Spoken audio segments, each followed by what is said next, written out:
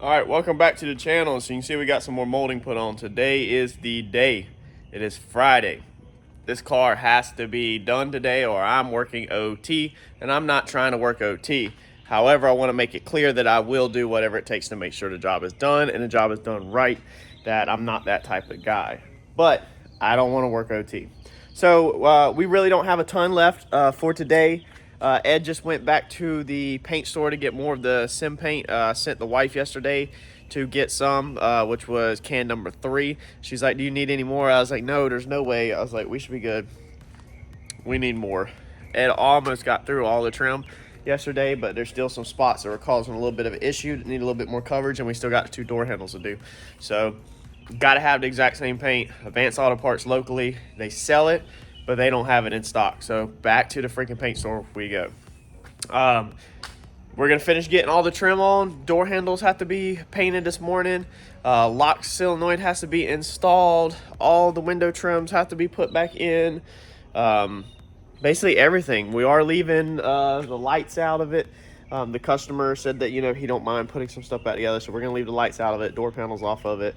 I don't have time, flat out. I mean, I'd have to work overtime, and I'm already technically 2 weeks past what I wanted to be on this car. I'm gonna get at it, get this wrapped up. Eddie's gonna get this trim paint, and then we're gonna catch back up with y'all, put this thing out in the sun and walk it over. On your molding, when you're snapping your molding in place, what we do is where the clips are at, we take a piece of tape, just put a piece of tape down, because there's no reason for you to be hitting in here and just beating this molding all over the place like this. You're just gonna dent it up. So put you a little piece of tape where your clips are at before you put them down. This side, I can just see where they're at, and then hit your molding directly on your clips. When you're installing your clips, let me show you this real fast. We're in a hurry this morning, so I'm not trying to video everything. But on your clips, a lot of people struggle with them. Sit them in there and get them when they're clipped in. I use a, you know, one of these painter tools. Put it like this right here on it, okay, just on the clip, and then hit your tool right here with a hammer. Hold that in down there off the glass though with your other hand, and just lightly hit this with a hammer, and that normally pops them right in. If you're scared of this, another thing you can do is a mixing stick. Go get you, we done that on Randy's car when we were putting it together, is get you a mixing stick. You know, if your mixing stick's like this, lay your mixing stick on there, smack your mixing stick. That way if the wood hits the paint, it don't chip it if you're a little nervous.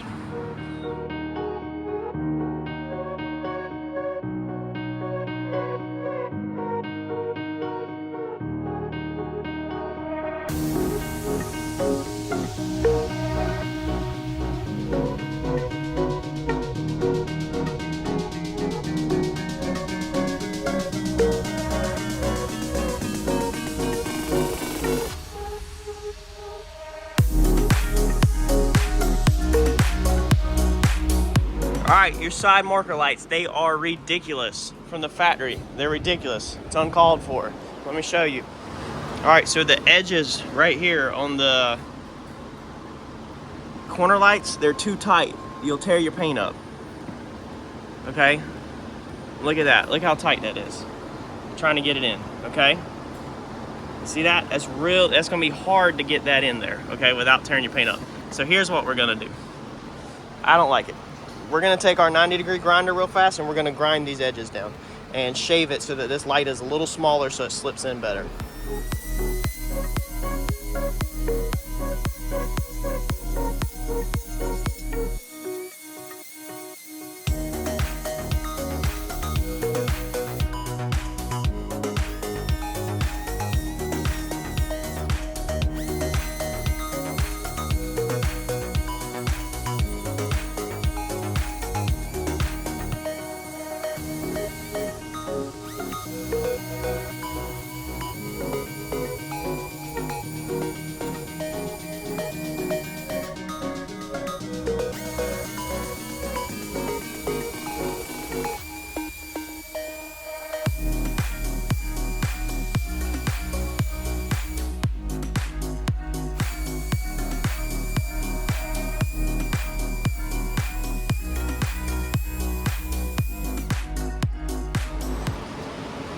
Alright, try this again.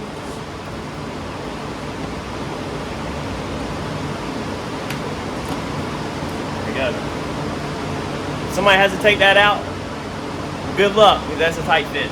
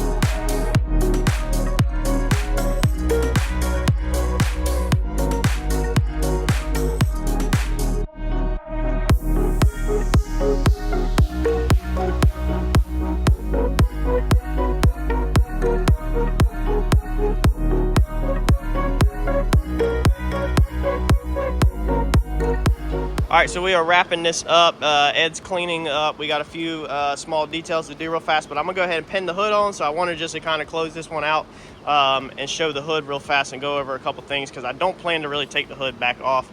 So we swapped our little Zeus tabs this morning, left to right, got them swapped over.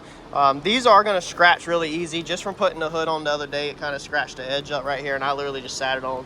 So he's probably gonna have to do some touch up on this or put some clear brawl or something over this to make these last long term. But I mean, because it's just rattle can and you got fiberglass rubbing against it, and we all know how rough fiberglass is. So I might go ahead and try to put some tape under the bottom side of the hood to help it, but it's just it is what it is right now. We didn't have time to put his headlights back in, but he already said that we don't have to put stuff back together. I try to put everything back together that I could, but the headlights are really pain in the butt. They're a super tight fit, and we flat out just really don't have time to do it. And if he wants to switch to aftermarket, you know, like LED lights that are a little lighter than them heavy glass ones, this will be the perfect time to do it instead of putting them glass ones back in there and then having to take them back out and scratching the paint. But at least now, the cool thing about this is if he scratches any of the trim or anything, he knows what to use. He can pick it up at his local store and blend it right out. When we did these tops, I went ahead and painted all the way to back here. This is a piece of detail that some people might not do. And then I taped this off and painted all the way back to here. So this looks really slick under here, and I got the back side of his headlights for the most part and everything. So when you're looking underneath here, it looks good. The only one more thing I'd recommend for y'all if you're doing it at your house, kind of like I did mine, is on the inside of your fenders, paint the inside of your fenders. So either paint them the same color as the car, which takes a lot more prep work because you got to get in there and scuff everything out, and then you got to base coat, clear coat the inside, and then you got to flip it and do the outside, or at least rattle can the inside black. So I flat out don't have time. It's not in the budget.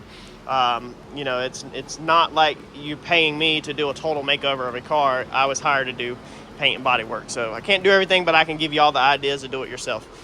He could easily take the fenders off at a later date if he wanted to do it, and do it, but this is going to be a grudge car, so I don't think the fenders or the hood's ever going to hardly even be off where you can see it. So that's just kind of going to be for him to see. He's got touching up to do on all of these pieces, getting this stuff where this stuff sets right, because this stuff just sets really funky, where it kind of just, I don't know, needs to be messed with. I don't know 100% know what's going on with all that. I'm not a Fox guy. I just put them back on, so they only go on one way. You can see that side kind of sticks out too, but like I said, he can make all the minor adjustments. He's got some nuts and bolts on the inside of this front bumper that me and him are going to go over. I have a couple to-do lists for him, homework per se, to make sure that I send him off on the right track and that me and him are on the same page of what was done and what probably should still be done and all of that. So the trim went on decent, just like all of these cars. It's a pain in the butt. I'm actually really nervous and scared about this crap blowing off. We put a little bit of a bend in it right here to help it force itself into that clip, but these clips just don't bite good. All of the clips around the back window are slammed full of urethane. So somebody put the back glass in with the clips in it and then slammed the trim on with everything wet and glued everything kind of together. Same thing was done to Randy's car when they put his optic armor back in it. Is the guy set it oozed out around the perimeter, he slammed the trim in, and then he was on his way. And now unfortunately you're stuck with, you know, the trim all inside there. Ed, all of these need to go inside the box up front. If you want to go grab the box up front, I don't want them to bend, you know, from heat and stuff. He's gonna put the door panels back on because he's gonna cut some weight out of the car, so he's still gonna do some stuff, and he's gonna nick stuff and scratch stuff. It's gonna happen, and so he's gonna have to do some touching up, but it's not the end of the world. What we did do to transport this, and you know, if y'all have a race car, this might work also, is we took some rubber hose and cut rubber hose so that the glass went up in here and it doesn't move. I didn't want to put his old seals back in because they are completely just tore all up. So the car's dirty. We're about to do our final wipe down, clean it up, but at least now while he's traveling, it's not gonna do anything. This trim up here is all bent up. It's like banana down and then it shoots up, and then you can see it's all bent up there or dented up, and then on this side it kind of curves up like this. So he had sent me some other trim, but it was too short. It was the wrong one. So we're gonna get this cleaned up, get this out of here. Ed's not really trying to work too late, so let me help finish cleaning this up.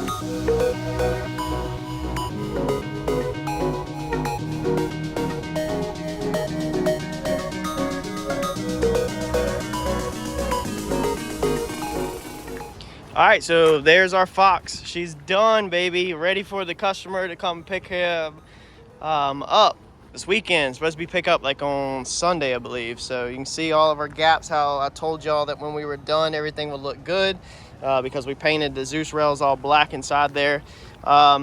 It could still use some more tweaking on the front end alignment. Like this fender could go out a touch, you know, minor stuff like that. Maybe the bumper be sucked in a touch. But, I mean, I think it's really good overall. This fender technically could go in a little bit to close up that gap, but it's all really minor stuff. I've temporarily just put 4 Zeuses in it just to roll it around so it don't vibrate on everything and scratch everything up. He's going to just temporarily put a couple of his Zeuses in it for pickup to get it back to the house. So, just like I promised, all the moldings are on it. I told you all the customers going back with the moldings on it. He's got the GT moldings put on it. All the back moldings are back on. All the tail lights are cleared out. They look brand new. They look amazing. You know, everything looks good overall. no complaints. I'm happy with it. Only thing I'm not happy was a freaking dent in the roof, but it's hard to see. Right, I can't see it. It's all right there, so you can see it in the ripple. It's pretty big, but it's not one that you can just fill full of body filler. You can't do that. That thing is about, you would have to skim body filler out probably 2 feet before you were able to block that out straight. So that's just not gonna work. We don't want that much body filler on it. But maybe he could find somebody that's a paintless dent guy to pop it out, but he'd have to drop the headliner and all that stuff, and it just can't be done easily. So it's not something that we do or mess with. So I just painted with it, and maybe he'll never even touch it. So that's the only complaint I had on the car. Besides that, I'm stoked with how it come out, man. Like no complaints for the price for the job. It's extremely over the top. So we chunked some tire shine on him on his dodos on the back and cleaned up the front, so at least the front's blinging. So he takes down the road, need to hang some tire covers over the back like that. That way everybody on the trailer sees that and wonders what's on the back and don't see that dodos, because a lot of people are like, man, it's a beautiful car except for what is going on with the rear. I hope he's happy. I think he's going to be really stoked. So that's going to be it on this project, besides loading it up and getting it out of here.